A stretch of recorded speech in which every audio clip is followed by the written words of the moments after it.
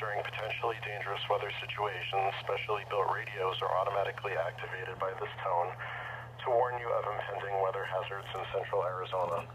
Tests of these radios are normally conducted every Wednesday between 11 a.m. and noon. If there's a threat of or existing severe weather in your area on Wednesday, the tests will not be conducted. Reception of this broadcast and the warning alarm will vary at any given location. To provide the most consistent warning service possible, the warning alarm will be activated only for watches and warnings affecting Maricopa and northwest Pinal counties.